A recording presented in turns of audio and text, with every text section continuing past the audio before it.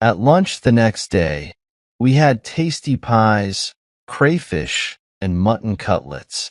While we were eating, Nicanor, the cook, came to ask what the visitors would like for dinner.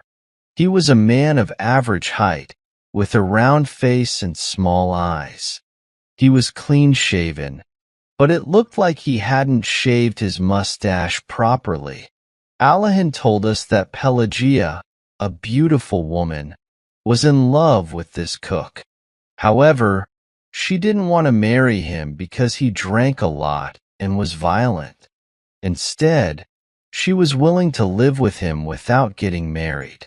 Nicanor, being very religious, insisted on marrying her and wouldn't accept anything else. When he was drunk, he would mistreat and even hit her. Whenever he got drunk, she would hide upstairs and cry. On such occasions, Alahin and the servants stayed in the house to be ready to defend her if necessary. We started talking about love. How love starts, said Alahin. Why Pelagia doesn't love someone more like herself in character and appearance, and why she fell in love with Nicanor, even though he's not handsome. We all call him the Snout. How much personal happiness matters in love. All of this is known.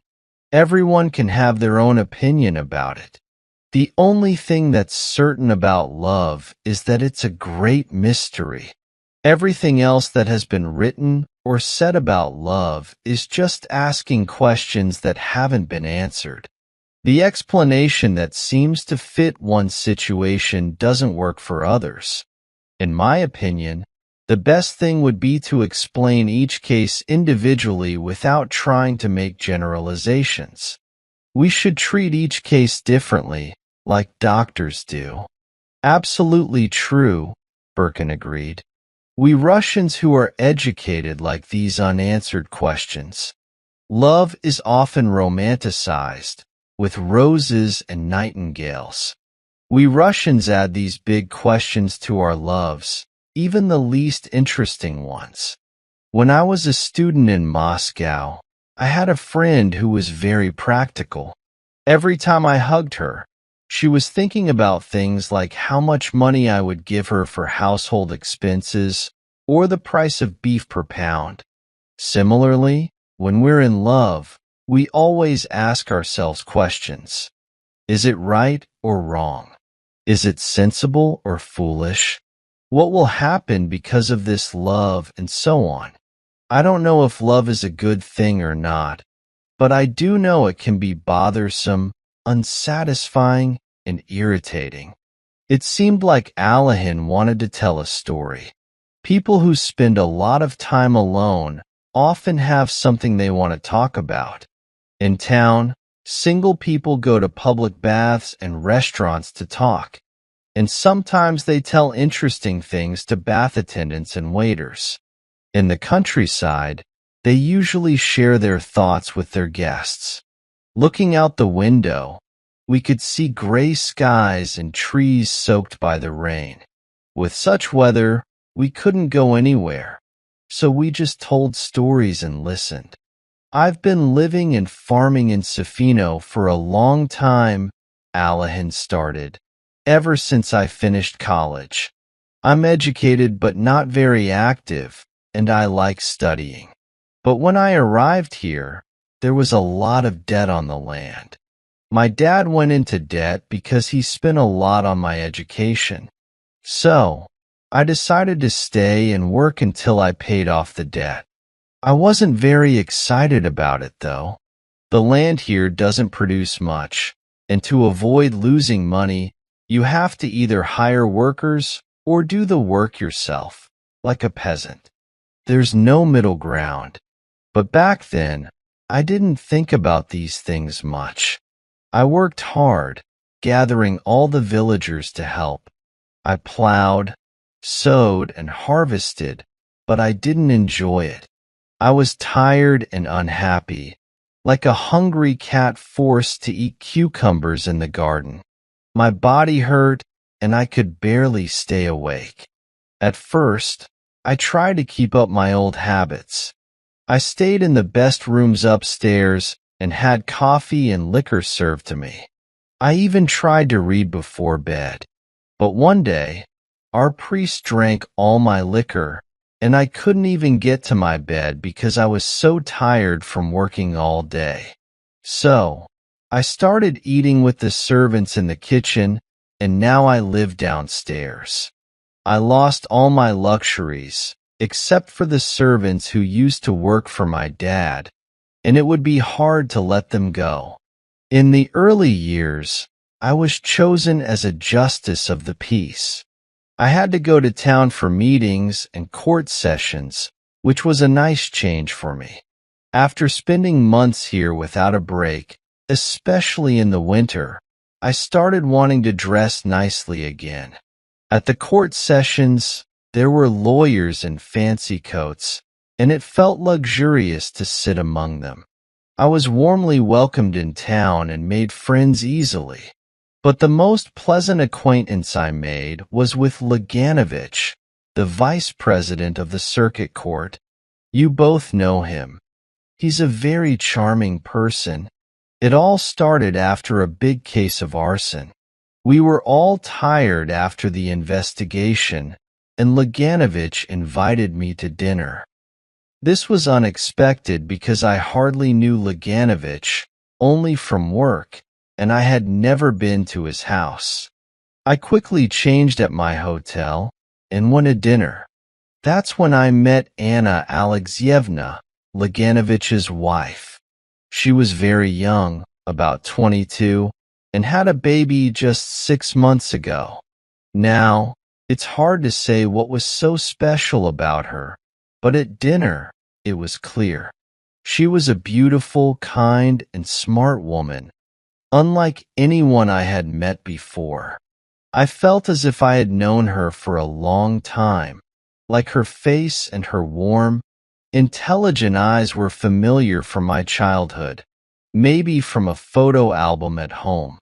At the time, for Jewish men were accused of being arsonists and were seen as robbers, which I thought was unfair. During dinner, I was nervous and probably said some strange things. Anna Alexeyevna kept asking her husband, Dmitri, how is this? Laganovich is a kind man who believes that if someone is charged in court, they must be guilty.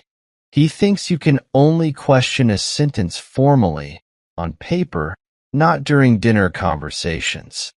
We didn't set the fire, he said quietly, so we are not condemned or in prison. Both he and his wife encouraged me to eat and drink a lot. From little things, like how they made coffee together and understood each other without words, I could tell they were happy and enjoyed having a guest. After dinner, they played a duet on the piano. Then it got dark, and I went home. This was in early spring. That summer, I stayed at Sofino without going to town, but I kept thinking of the graceful, fair-haired woman. Her memory stayed with me like a light shadow on my heart. In late autumn, there was a charity play in town. I was invited to the governor's box during the intermission. When I looked, there was Anna Alexeyevna, sitting next to the governor's wife. Again, I felt the same strong impression of her beauty and kind eyes, and the same feeling of familiarity. We sat next to each other, and then went to the foyer. You've lost weight, she said. Have you been sick? Yes, I've had rheumatism in my shoulder, and in rainy weather, I can't sleep. You seem sad. In the spring, when you came to dinner, you were younger and more confident. You were full of energy and talked a lot. You were very interesting, and I must admit, I was a little taken by you. For some reason, I often thought of you during the summer, and when I was getting ready for the theater today, I thought I would see you. And she laughed. But you seem sad today, she repeated. It makes you look older. The next day, I had lunch at the Laganoviches. After lunch, they drove to their summer villa to prepare it for winter, and I went with them. I stayed with them until midnight, drinking tea in their cozy home, while the fire crackled and the young mother checked on her baby girl to see if she was asleep. After that, every time I visited town, I always went to see the Laganoviches. We became accustomed to each other. Usually, I would arrive unannounced, as if I were part of the family. "Who's there?" I would hear from a distant room in that lovely, drawn-out voice. "It's Pavel Konstantinovich," the maid or nurse would answer. Anna Alexeyevna would come out to greet me with a worried look and ask every time, "Why have you been away for so long? Has something happened?"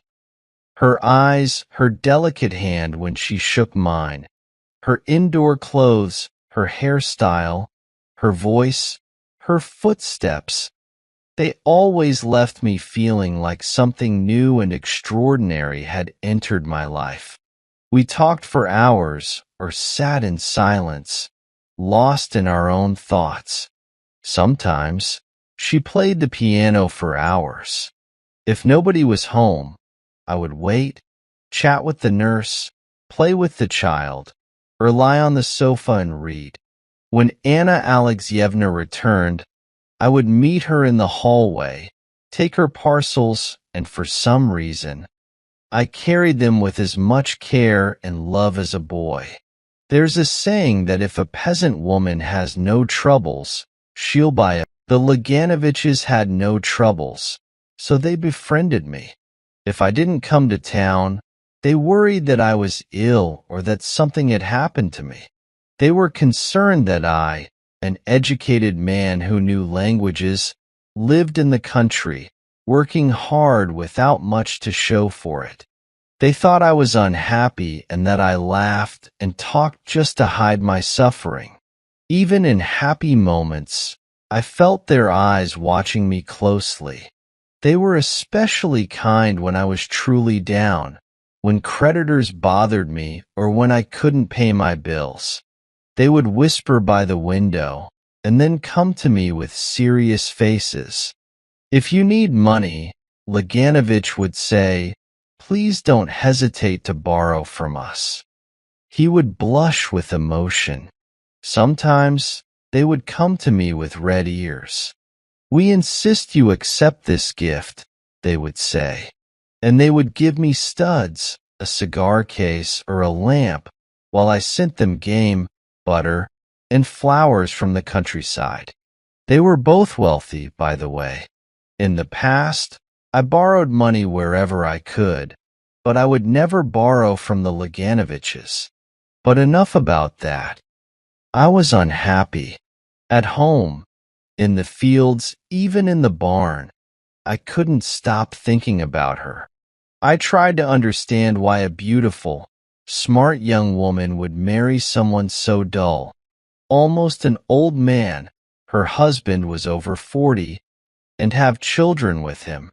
I tried to understand this dull, good-hearted man who spoke with tiresome common sense, who looked bored and out of place at parties, as if he were there to be sold, yet still believed he had a right to be happy, to have children with her. I kept wondering why she met him first and not me, and why such a big mistake had to happen in our lives. Every time I went to town, I could see in her eyes that she was expecting me. She would admit herself that she had a strange feeling all day and guessed I would come. We talked a lot. Sometimes we were silent, but we never confessed our love to each other. We were scared of anything that might reveal our secret. I loved her deeply, but I kept asking myself where our love would lead if we didn't have the strength to fight it. It seemed unbelievable that my gentle, sad love could disrupt her husband's, her children's, and the household's lives where I was loved and trusted. Would it be right? She would leave with me. But then what? Where would we go? It would be different if I had an exciting life, like fighting for my country's freedom or being a famous scientist, artist, or painter. But my life was ordinary, just like hers. How long would our happiness last? What if I got sick or died? What if we grew apart? She seemed to think the same way. She thought about her husband, her children, and her mother, who loved her husband like a son. If she followed her feelings, she'd have to lie or tell the truth, both equally terrible and inconvenient. She wondered if her love would make me happy. Would she make my already hard life even harder? She thought she wasn't young enough for me, not hard-working or energetic enough to start a new life. She often told her husband that I should marry a smart, capable girl who could help me manage a household, saying it would be hard to find such a girl in town. Years passed by. Anna Alexeyevna now had 2 children. Whenever I visited the Laganoviches, the servants greeted me warmly. The children called out happily that Uncle Pavel Konstantinovich had come and hugged me. Everyone thought I was happy too. They saw me as a noble person. Grown-ups and children felt that when I was around, their lives became better and more beautiful. Anna Alexeyevna and I went to the theater together, walking side by side, our shoulders touching. I would take the opera glasses from her without a word, feeling that she was mine, that we couldn't live without each other. But when we left the theater, we always said goodbye like strangers. People in town might have been talking about us, but none of it was true. In the later years, Anna Alexeyevna often visited her mother or sister. She began to feel unhappy and unsatisfied with her life. Sometimes, she didn't even want to see her husband or children. She started treatment for her depression.